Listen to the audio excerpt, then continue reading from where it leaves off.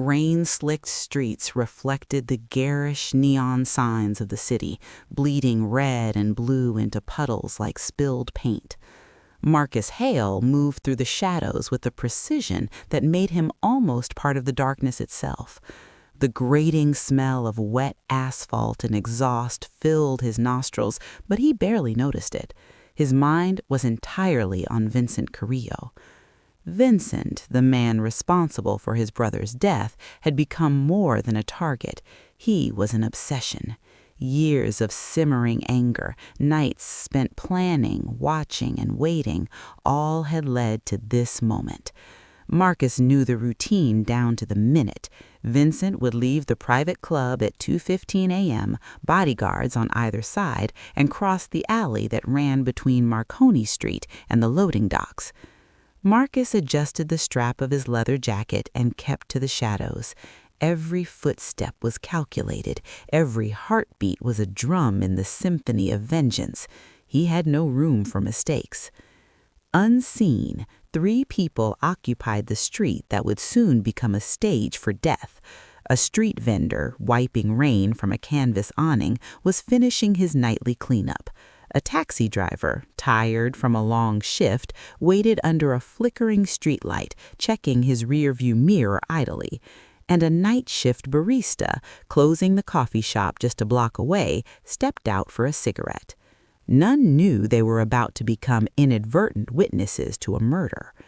Marcus crouched behind a dumpster as Vincent appeared, laughing with a guard on each side. The sound of his brother's laughter, stolen years ago, echoed in Marcus's mind. He had rehearsed the sequence 1,000 times. One clean shot, one perfect strike, and then vanish into the night, leaving no trace. He pulled a small pistol from under his jacket, its weight familiar and comforting. The barrel glinted in the neon, a tiny promise of justice, or something that felt like justice. Marcus slipped forward, silent as a shadow, following Vincent as he turned down the alley. The witnesses noticed Marcus then, almost too late. The vendor squinted, thinking it was a drunk staggering through the rain. The taxi driver's eyes caught the glint of metal in his hand. The barista paused mid-inhale, sensing the tension in the air. None of them fully realized what they were seeing. Marcus stopped a few feet behind Vincent, aligning himself perfectly. Every muscle was tensed. He inhaled, calculated the distance, and fired. The sound cracked like thunder, echoing off the wet alley walls. Vincent fell, a spatter of rain mixing with blood on the cobblestones. The guards reacted instantly, drawing weapons and scanning for the attacker. Marcus didn't wait. He ducked behind a stack of crates, slipping between the shadows, moving faster than the guards could anticipate. The alley swallowed him, and for a moment he believed it was over. But the witnesses had seen him, small details that could unravel everything. The vendor remembered the watch on Marcus's wrist, its unusual face catching the light. The taxi driver had glimpsed part of a license plate. The barista had seen the distinctive scar along Marcus's hand. None knew the significance yet, but it was enough to start a chain reaction Marcus had not accounted for. Breathing heavily, Marcus reached the end of the alley. His mind raced, but there was a grim satisfaction in the blood on his hands. Finally, his brother's killer was gone. The world, he thought, could stop spinning for all he cared. He slipped into the city's underbelly, past abandoned warehouses and back streets that most people avoided. Marcus had memorized every escape route, every twist, every turn, every shadow was his ally. But even the most meticulous plans had cracks, and the city had eyes, though Marcus didn't yet know whose. Far above, a security camera, unnoticed by anyone that night, rotated slowly. A faint hum accompanied the neon glow. One of the witnesses, the taxi driver, scribbled something in his notebook, a partial license plate, a fleeting image. The city, as alive as it was dangerous, had already begun recording the story. Marcus paused briefly at a diner, ordering coffee under a fake name. His reflection in the glass made him flinch. For a man who had spent so long plotting revenge, he looked tired and hollow, like the act had aged him decades in minutes. He thought about the witnesses and the unspoken truth he'd left behind. Someone might have seen him, but he pushed the thought away. Fear, he reasoned, was for the weak. He was not weak. The first real tension came when he noticed a shadow detach itself from the edge of the alley. A figure had been following him, an ordinary man carrying a camera phone. Marcus froze, mind racing. The figure stumbled slightly on the wet sidewalk, and Marcus's instincts kicked in. He ducked, waited, and watched the man disappear around the corner. Marcus knew then that nothing would be as simple as he thought. Every step now carried risk. Every street corner might conceal eyes that had seen too much. He had killed for revenge, but revenge never comes without consequences. Meanwhile, the witnesses struggled with fear. The vendor locked the shutter on his stall, heart pounding. The taxi driver hesitated before writing down details, hands trembling. The barista stubbed out the cigarette, staring into the empty alley where the crime had happened. None wanted to be heroes, but none could forget the night their ordinary world intersected with a man's deadly obsession. Back in his apartment, Marcus sat alone, replaying the murder in his mind. He thought about Vincent's final expression, the cold satisfaction that had burned through him, and the looming question he had ignored until now. Had anyone really seen him? The rain continued to fall outside, a relentless drum against the city. In the shadows, someone was watching, recording, noting.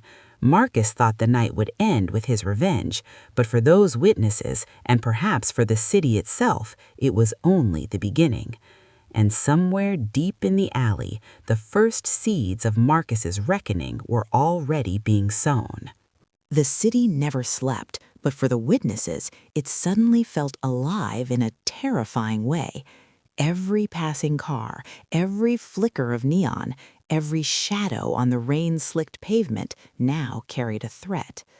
The street vendor, Tomas Rivera, paced nervously behind his shuttered stall. The details from the alley replayed in his mind, the sharp glint of a pistol, the distinctive scar on the man's hand, and the watch that had caught the neon light just before the shot rang out. He had always considered himself cautious, invisible even, but that night had shattered that illusion. He scribbled hurried notes in a small notebook, hoping that if he were found dead, someone would understand the danger he had witnessed. Meanwhile, Jamal, the taxi driver, replayed the event in his mind with obsessive detail. He had glimpsed the license plate of the car Marcus had arrived in. It was partial, just 3 numbers and a letter, but in his gut he knew it was enough to connect the dots. He had always been a man of instinct. Tonight, instinct screamed at him to flee. But fleeing without recording anything felt wrong, morally and psychologically. The weight of knowing what he had seen pressed on him like a storm cloud, ready to burst.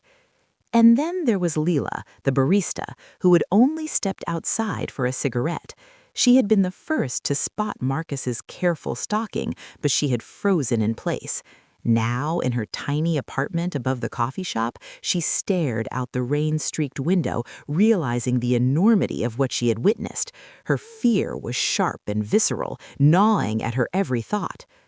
Marcus, for his part, believed he was untouchable. He had vanished into the city's dark veins, slipping between alleys, darting into subways, and disappearing into the hum of the night. He told himself the witnesses were nothing more than fleeting shadows, ephemeral, forgettable, powerless. But even he couldn't ignore the creeping unease that had taken root in the back of his mind. Someone might have seen him. Someone might remember. Detective Elena Vargas had her own unease. She was a sharp, unflinching woman known for seeing what others overlooked. A tip had come in, an anonymous call about a murder in the alleyway behind Marconi Street. It was vague, frustratingly so, but enough to put her on alert. She had a sixth sense for danger, honed over years of watching killers and criminals, and she knew instinctively that this case would not be simple. Back on the streets, Marcus's paranoia began to flare. Shadows seemed to follow him, strangers' eyes lingered too long, and small coincidences piled up like storm clouds on the horizon. A reflection in a diner window made him freeze. He swore he saw movement behind him. His mind raced through worst-case scenarios, and for the first time in years, he questioned his invincibility. Tomas decided to take a small, risky step. He called a friend at a local newspaper. He recounted vague details, careful not to reveal himself too much, hoping the journalist could capture something that might prevent more bloodshed.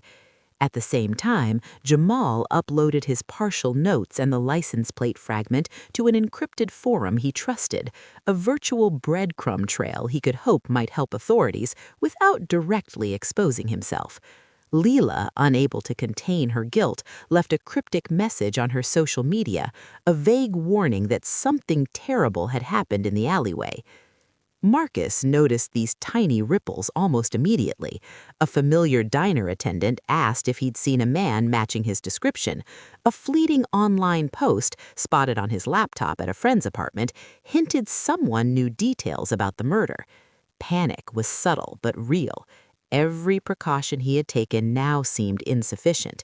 He had killed for revenge, but the witnesses had unknowingly unleashed a different kind of danger: exposure. The first real confrontation came in an abandoned subway tunnel. Marcus had returned to collect a hidden weapon and a set of papers detailing Vincent's movements. He heard footsteps echoing in the empty space. His eyes narrowed, reflexes tightening. A figure emerged from the shadows. It was Tomas. Tomas froze, realizing too late that Marcus had spotted him. Marcus advanced slowly, eyes cold, calculating. "You saw me," he said, voice low and threatening, the barrel of his pistol glinting faintly in the dim light. Tomas stammered, fear paralyzing him, but his instinct for survival overrode everything else. He bolted into the twisting tunnel, with Marcus giving chase.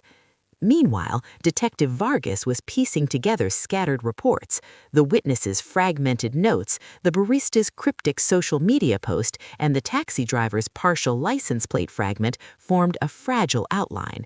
She didn't yet know the full scope, but she felt the case's danger viscerally. A man had killed with precision and emotion, and now 3 ordinary people had witnessed it. She knew Marcus would not stop, and she knew the witnesses were in immediate peril. The chase through the tunnels and rain-soaked streets was relentless. Marcus was fast, but the witnesses were resourceful. Tomas ducked into an abandoned stairwell, Jamal led him through a maze of back streets, and Leela had prepared a safe house nearby. Every twist and turn kept the audience on edge, alternating between Marcus's cold, calculated pursuit and the witnesses' terrified, desperate maneuvers. A key twist emerged when Marcus cornered Tomas in a dimly lit parking garage. His gun was raised, his breathing steady. Tomas expected the worst, but Marcus hesitated. Something in Tomas's wide-eyed terror reminded him of his younger brother, of innocence lost. For a fraction of a second, he faltered, a crack in his otherwise flawless execution of revenge. That pause was all Detective Vargas needed. From her vantage point across the street, she watched the scene unfold. Her instincts screamed at her. Marcus was dangerous, yes, but predictable in his patterns. Using the shadows, she maneuvered closer, ready to intervene.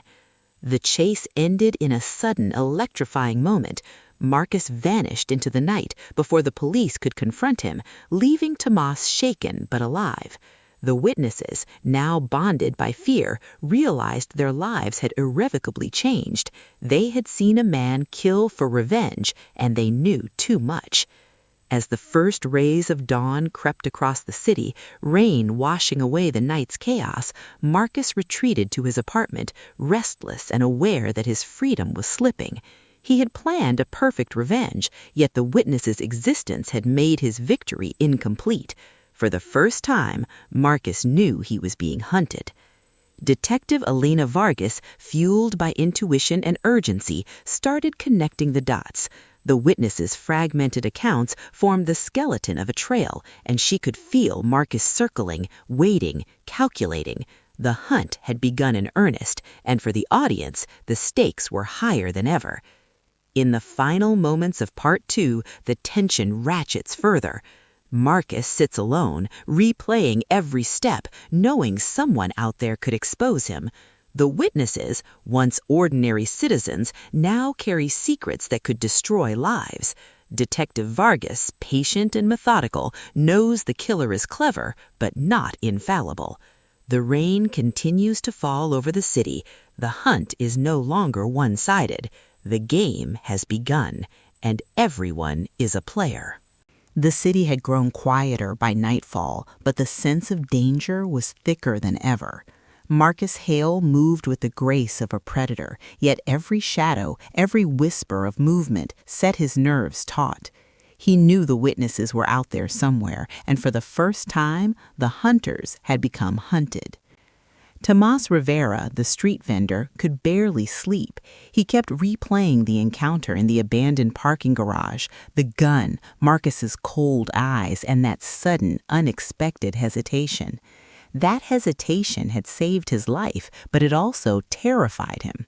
Marcus was unpredictable. Any misstep now could be fatal. Tomas wasn't alone. Leela, the barista, had agreed to let him hide in her apartment. Jamal, the taxi driver, had set up a network of safe houses, moving silently through the night to avoid detection.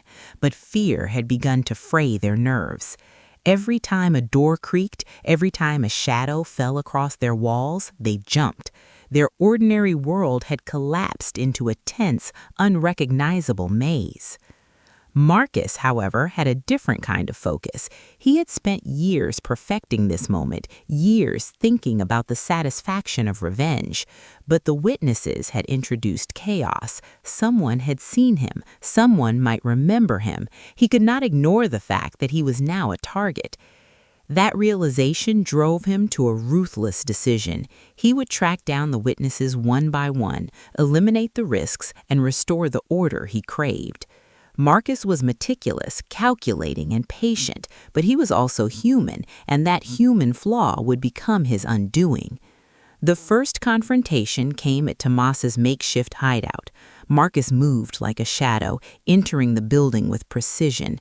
Tomas had just enough time to hear the faint click of the door before he realized he wasn't alone. "You shouldn't have seen me," Marcus said softly, his voice carrying a mixture of calm and menace. His gun gleamed in the dim light, trained on Tomas. Tomas's hands shook, but he tried to appear braver than he felt. I didn't tell anyone," he stammered. "I swear." Marcus's eyes narrowed, scanning Tomas's expression. For a moment, there was a flicker of hesitation. Something about the fear in Tomas reminded him of his brother, the innocence Marcus had lost. But that flicker didn't last. It never did. Before Marcus could act, the faint sound of movement distracted him. Leela had triggered a small tripwire, sending a can rattling across the floor. Marcus's attention snapped toward the noise, giving Tomas the split second he needed to bolt. The chase spilled into the rain-slicked streets. Marcus pursued with relentless precision, but the witnesses were clever, using their knowledge of the city's back streets, abandoned buildings, and alleys to evade him. They were ordinary people, yes, but desperation can sharpen the mind. Meanwhile, Detective Elena Vargas had been watching. She had pieced together enough to know Marcus would strike again. Using the encrypted messages and fragmented notes the witnesses had left, she traced him to the outskirts of the city. Vargas didn't yet have direct contact with the witnesses, but she knew time was critical. Every second Marcus hunted them, the danger multiplied. In a warehouse district, the inevitable confrontation occurred. Tomas and Leela had taken refuge in an abandoned factory, barricading themselves with crates and machinery. Marcus slipped through a side entrance, moving with deadly quiet. His eyes scanned, calculating, reading the environment like a predator reading the terrain before a hunt. The first exchange was silent. Marcus's presence filled the room like a tangible weight. Tomas's breathing was ragged. Leela clutched a metal pipe, her knuckles white, her fear a tangible shield.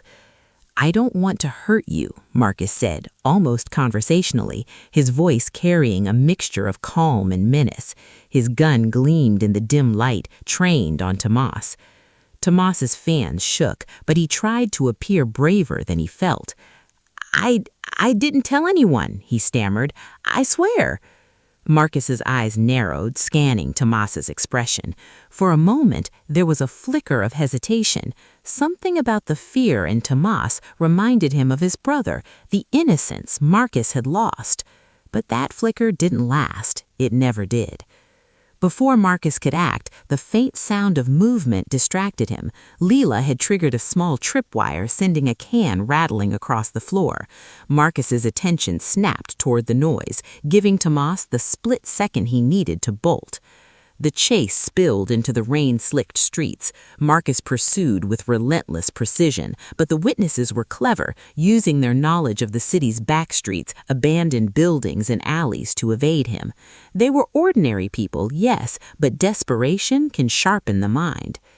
Meanwhile, Detective Elena Vargas had been watching. She had pieced together enough to know Marcus would strike again.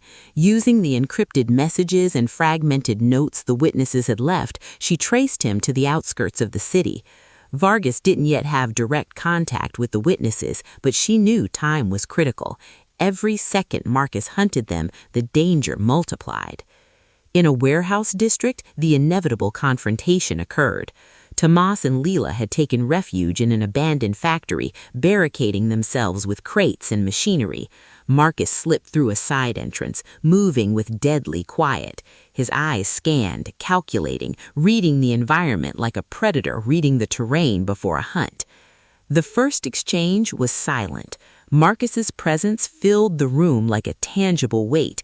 Tomas's breathing was ragged. Leela clutched a metal pipe, her knuckles white, her fear a tangible shield. "I don't want to hurt you," Marcus said, almost conversationally, his voice carrying a mixture of calm and menace. His gun gleamed in the dim light, trained on Tomas.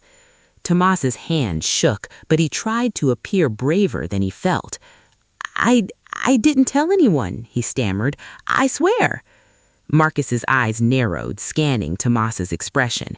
For a moment, there was a flicker of hesitation. Something about the fear in Tomas reminded him of his brother, the innocence Marcus had lost. But that flicker didn't last. It never did. Before Marcus could act, the faint sound of movement distracted him. Leela had triggered a small tripwire, sending a can rattling across the floor. Marcus's attention snapped toward the noise, giving Tomas the split second he needed to bolt. The chase spilled into the rain-slicked streets. Marcus pursued with relentless precision, but the witnesses were clever, using their knowledge of the city's back streets, abandoned buildings, and alleys to evade him. They were ordinary people, yes, but desperation can sharpen the mind. Meanwhile, Detective Elena Vargas had been watching. She had pieced together enough to know Marcus would strike again. Using the encrypted messages and fragmented notes the witnesses had left, she traced him to the outskirts of the city. Vargas didn't yet have direct contact with the witnesses, but she knew time was critical. Every second Marcus hunted them, the danger multiplied. In a warehouse district, the inevitable confrontation occurred. Tomas and Leela had taken refuge in an abandoned factory, barricading themselves with crates and machinery. Marcus slipped through a side entrance, moving with deadly quiet. His eyes scanned, calculating, reading the environment like a predator reading the terrain before a hunt. The first exchange was silent. Marcus's presence filled the room like a tangible weight. Tomas's breathing was ragged. Leela clutched a metal pipe, her knuckles white, her fear a tangible shield. "I don't want to hurt you," Marcus said, almost conversationally, his voice carrying a mixture of calm and menace. His gun gleamed in the dim light, trained on Tomas. Tomas's hands shook, but he tried to appear braver than he felt. I didn't tell anyone," he stammered. "I swear." Marcus's eyes narrowed, scanning Tomas's expression. For a moment, there was a flicker of hesitation. Something about the fear in Tomas reminded him of his brother, the innocence Marcus had lost. But that flicker didn't last. It never did. Before Marcus could act, the faint sound of movement distracted him. Leela had triggered a small tripwire, sending a can rattling across the floor. Marcus's attention snapped toward the noise, giving Tomas the split second he needed to bolt. The chase spilled into the rain-slicked streets. Marcus pursued with relentless precision, but the witnesses were clever, using their knowledge of the city's back streets, abandoned buildings, and alleys to evade him. They were ordinary people, yes, but desperation can sharpen the mind.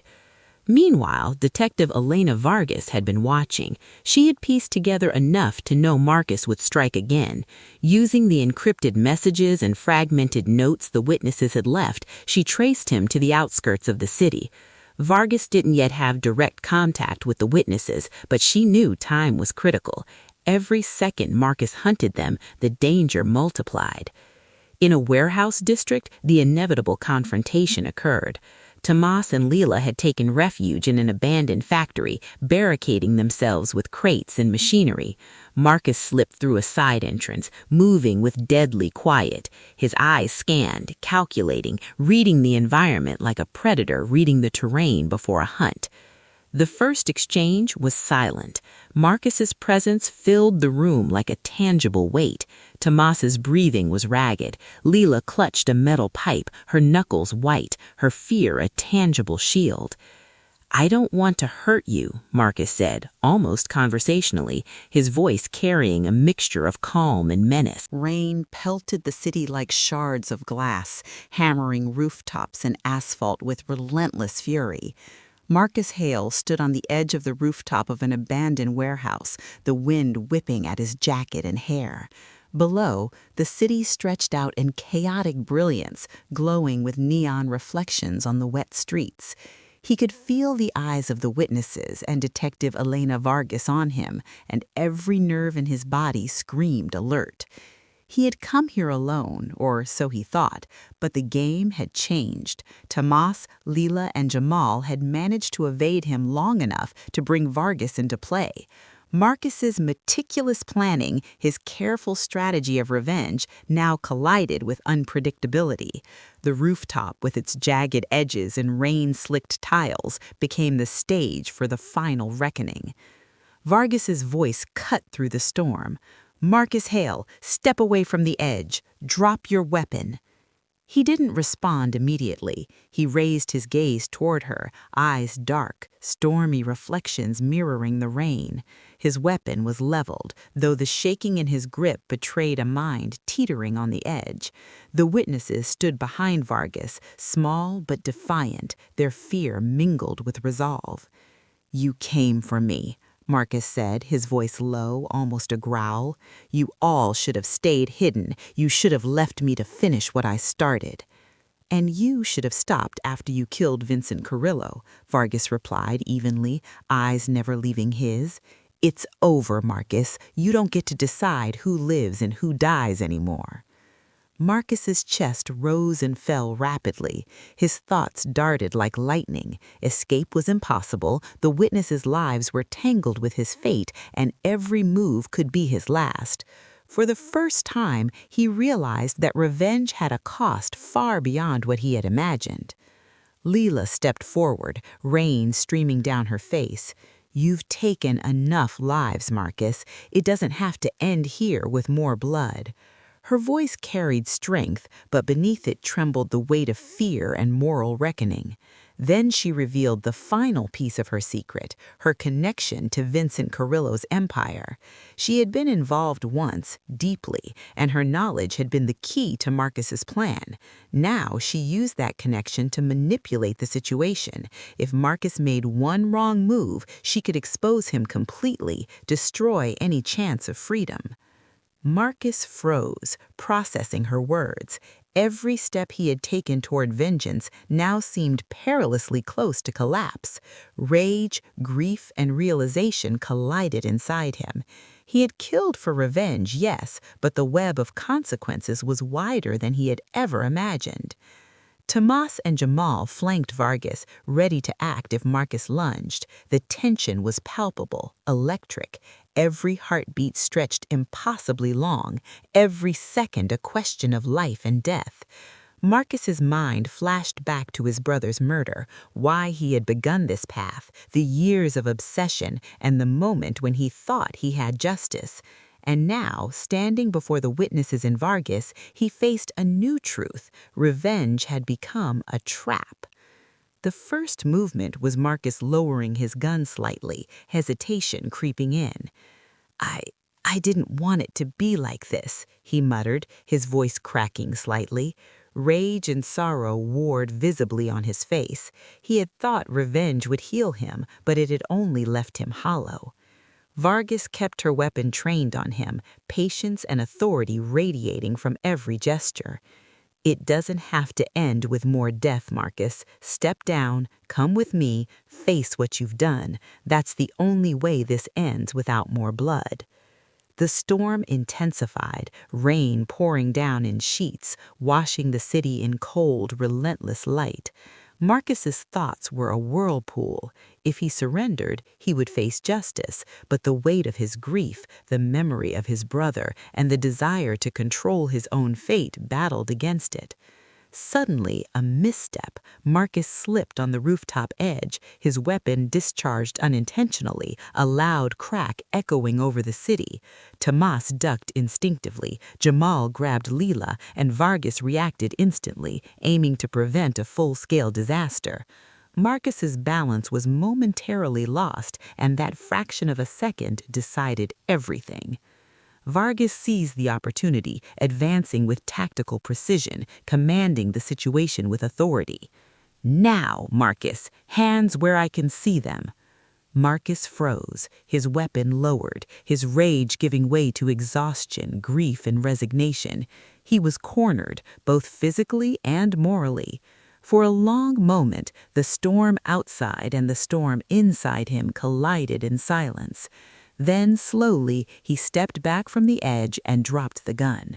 The witnesses exhaled, and the tension that had gripped the rooftop for hours seemed to release, though barely. Vargas approached cautiously, securing him. "It's over, Marcus. It's finally over." But the story wasn't finished yet. Leela, with her insider knowledge of Vincent Carrillo's empire, revealed a shocking truth. Marcus had unknowingly destabilized the criminal network more than Vincent's death ever could have. The power vacuum he created rippled across the city's underworld. His act of vengeance, while personal, had unintended consequences that could change lives forever. The witnesses, once ordinary people swept up in a murder, now became silent architects of the city's shifting balance. They had survived, but their lives would never return to normal. Tomas's hand still shook, Jamal's heart raced, and Leela's guilt and courage intertwined in ways that would haunt her forever. Marcus was taken into custody, rain streaming over him, mingling with the blood and grime of his path. He was exhausted, defeated, yet there was a strange relief in surrender. The years of obsession, the hunt for revenge, the relentless pursuit of Vincent, now it had ended. The consequences, however, would echo far beyond him. Detective Vargas watched as Marcus was escorted into the police van. She felt a mix of triumph and melancholy. Justice had been served, but at a cost no one could fully measure.